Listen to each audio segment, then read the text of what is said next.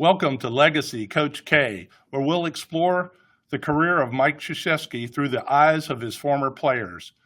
Today, it's the 2010s. And with us today are two guys that I'm so happy are here with us that have combined for 287 games played for Coach when they were players. And now, of course, they're assistant coaches on the squad. Nolan Smith, a member of the 2010 National Champions and the 2011 ACC Player of the Year, who's now assistant coach at Duke, and Jon Scheyer, who was captain of that 2010 championship team and soon to be Coach K's successor. There's so much to talk about with both of you, so let's just jump in. Jon, I guess it was predestined for you to come to Duke. What with that picture of you and Coach K when you were a kid? Tell me more about that background of that photo. Yeah, I was about 10 years old, and I was able to go to the original Michael Jordan fantasy camp. And my dad was invited one year with some buddies, and I was able to meet a bunch of coaches. But for my dad and for myself, meeting Coach K and for him getting a chance to play for Coach K would be the biggest honor. Unfortunately, Coach K never drafted him on any of his teams, but I remember taking that picture with him. And just, for me as a kid, Kenny, I remember Christian Laettner's shot like it was yesterday. I remember the '94 Final Four team with Grant, and for a while I tried to wear my shorts shorter than my spandex because that was the look back then. That Grant made it look cool. But for me, I'll never forget that moment meeting him, and then who would have thought years later the history we would have together. Amazing, Nolan. What was it that about Coach K that made you want to play at Duke? Really was the freedom that he always gave his players. I think I first started watching Duke. It was the Jayson Williamson time and Chris Duhon, and watching that backcourt, and they just played so free. And then whenever we used to watch Coach on the sideline, I loved his demeanor. I loved his calmness about him, even though he was fiery at times, especially a lot back then. But I just loved how the guards played. So when Johnny Dawkins called me and said, look, we want to offer you a scholarship and come to your house, and first time meeting Coach was just in awe of just his presence. But to choose Duke, play under Coach K was really a no-brainer, choosing this school. And connecting the legacy of former players becoming assistant coaches and recruiting, that you guys have continued that legacy too. Jon, trust takes time.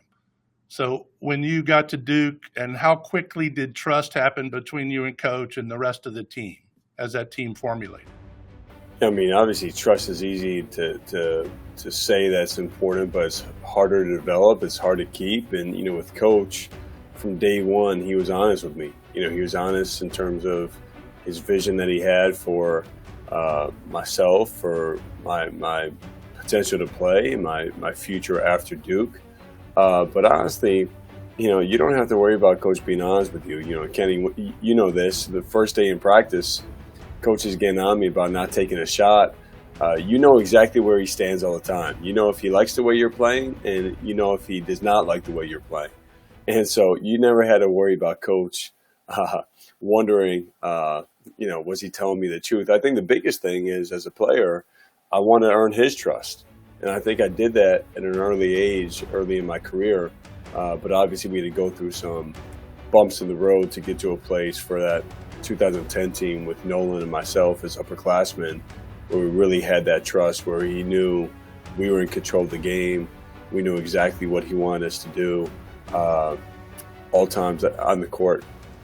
Looking at motivational stories, when you think about, are there any stories, Nolan, that stick out to where he did something? I mean, every squad has some stories. I had a story since it was 1 year with him, and everybody's had stories. What motivational tricks or tips or whatever can you remember? I'll probably go with two of my favorite. First, I'll say, look, he motivated every single day. So it's very hard to choose just a couple stories because he always was at his best when it came to motivating us. But one would be, I think Jon was definitely there for this one, but was in the locker room when he removed all the chairs. I think it was before the Carolina game, I believe, where he came in with the big sword and had the 300 movie on the screen and just came in there, stuck it up in the air, yelled, and got us all excited. But the motivation behind that was like, look, we need to go out and play this game. We need to charge. We need to fight. We need to do it together. So I love that story because we went out there and did exactly that in that game, just like Coach said. And then second one, probably more of a funnier one. But that year, it wasn't funny to him, I know that. But we were going through it that year. I think it was my sophomore year, and Coach felt like we weren't really listening to him. And he was trying to get through to us and trying to get us on the same page with him and the coaching staff. And he took us into the legacy room and played Listen.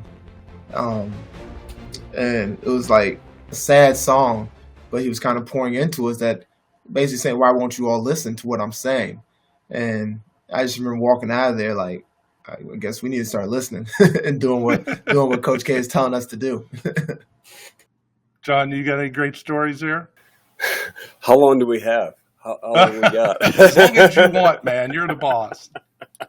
No, he's I think Nolan touched on it, but I think it was his ability at different moments. And this is the year before Nolan got there, but we had one of the toughest years really for Duke basketball. I mean, my freshman year we were 22-11.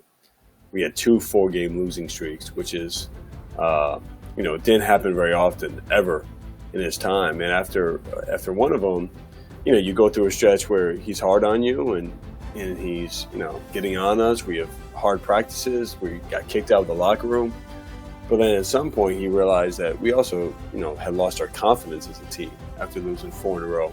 And so we show up at practice and he has this big bottle of pills in it. And I don't know what the pills are to this day, but he had it labeled Coach K confidence pills. And so as he was talking to us, I don't know if you've heard this one though. I haven't. Yeah. So, and as we started the practice, it's the first time ever, he actually took us outside right in the, Schwartz Butters Plaza, right in front of K-ville, because I think we all need some sun. We need some sun. We need some confidence. And he said, look, do any of you need to take these? Because if you do, take them right now. We need to go into our games free. We need to go into the games with confidence.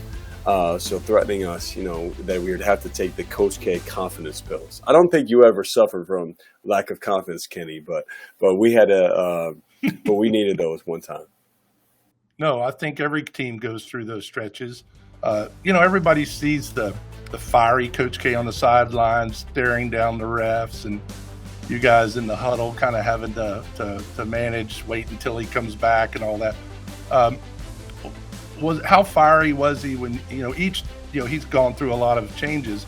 How fiery was he in practice? How fiery was he during the games when you guys were in? He was incredibly fiery. I think we caught him at the tail end. I noticed a visible switch, I think, when we started to recruit younger teams, really, when I first came back as a coach, but incredibly fiery. I think there's, I don't know if we necessarily have the stories that some of you guys do on his first teams, but you had to come ready to practice. I don't care if it was in February or March, you're playing the tournament. If you didn't come ready for practice, you were going to hear about it. And, it became for us where it was a habit, how to show up every day, how to practice with talk and energy, but incredibly fiery. And, I'm glad we caught him at that time because it made us tougher, and it created a bond with him, but also as a unit, as a group, where we were able to win a national championship because of it. That's great stuff, guys. And this wraps up our first segment. We'll be back with more of Legacy Coach K in just a moment.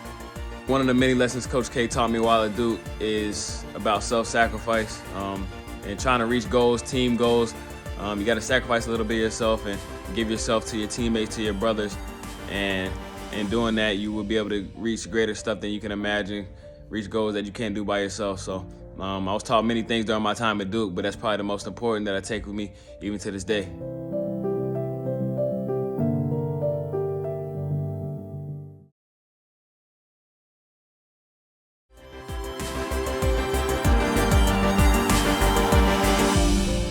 Welcome back to Legacy Coach K, the 2010s. A lot of people don't realize how much teaching goes into the college game. They think it's all just, it's evolved to just substitution and stuff, but how much teaching goes in. And I know then my next question will be, how much of that did each one of you take with you into your coaching and his influence in your career? So Nolan, you want to start with that? Yeah, absolutely. I mean, coach was always teaching. I mean, that's coaching. Coaching is teaching, and there was never a moment in practice or in games where it wasn't a teaching moment for him. But really in practice, I mean, between Coach K and the staff, it's always a moment where something needs to be taught, and coach is going to address it right away. Accountability is a word that coach always says, and instant accountability. Coach holds us accountable in the moment.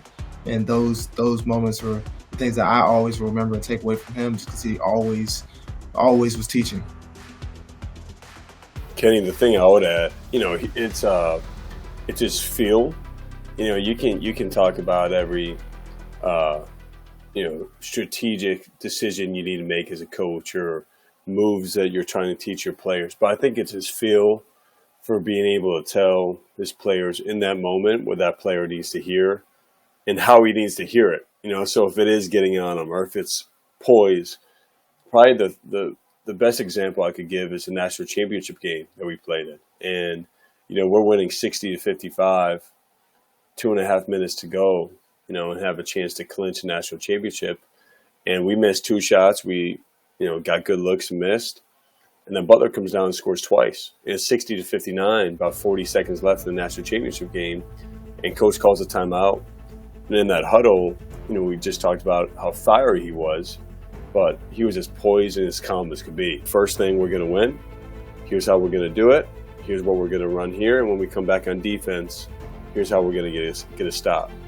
So to me, Kenny, I think that's the brilliance that he's always had, the ability to know when to be his fiery, passionate self, and then, to have poise and calm and give confidence, whether it's through pills or his talk in different situations.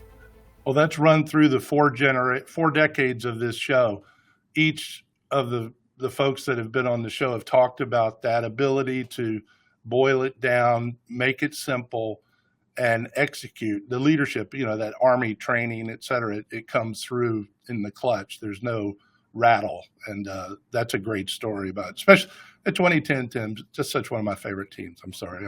I'm a fanboy, so excuse me for gushing all over this place. But looking, like you guys just said, you guys were right before the one and done era, that y'all, and then there was major expansion in the ACC. The conference when I played in it had 7 teams. Then it had, then they added some more. But coach evolved with that. A lot of coaches couldn't. So the one and done era, the expansion, and now with the transfer portal, et cetera, look at from when you guys were freshmen at Duke to today, it could be the most transformational time in college sports, is college basketball. John, what do you think about that? Yeah, no, one is everything you're saying is true. I mean, it's, I think if you're looking at a 10-year span in college athletics over the course of the last 50 years, I mean, it's changed a lot each time, but I don't think there's been a period of time where it's changed more than it has since we played till now. A lot of it's for the better. I mean, a lot of it's for the better. And some of it, we need to continue to work on and figure out the best way to do things. But, the guys that we've recruited, the student athletes that we've recruited come to Duke, still have the same ambitions. They still have the same values, the same things that we came to Duke for.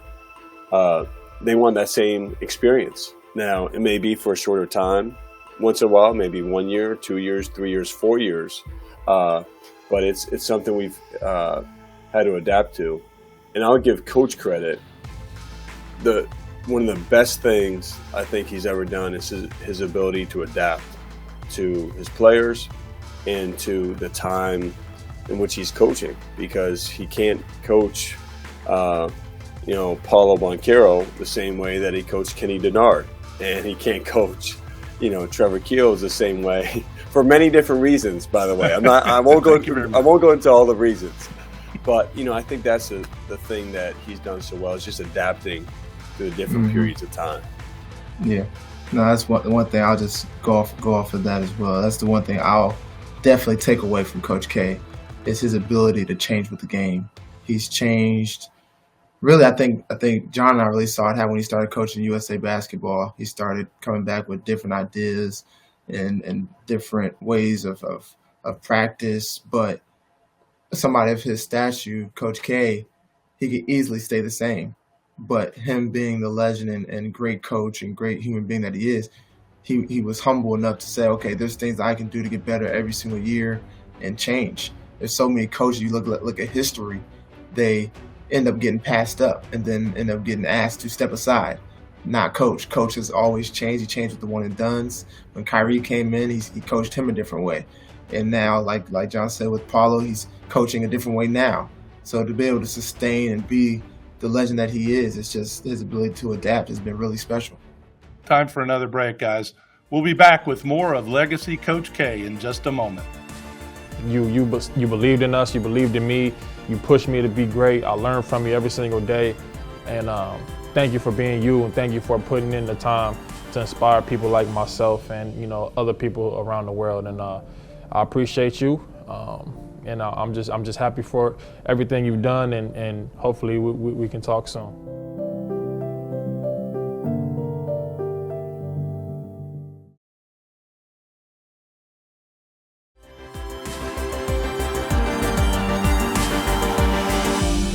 Welcome back to Legacy Coach K with Jon Scheyer and Nolan Smith.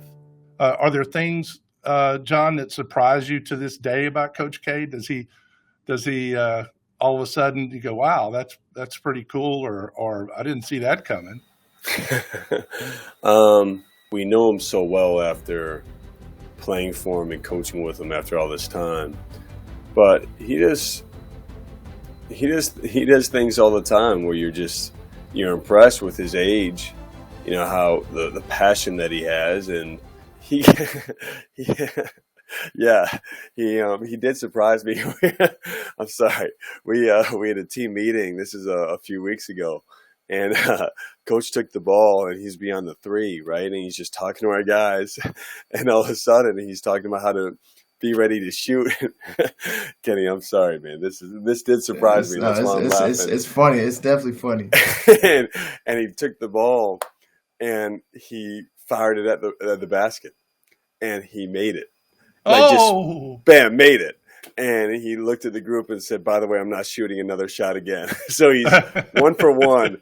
It's nothing the first time left to prove. Yeah, exactly. But it was out of the blue. He just took it and fired it. So that's it was awesome. pretty damn good that your coach can get out there and still shoot it like that. Awesome. That's awesome.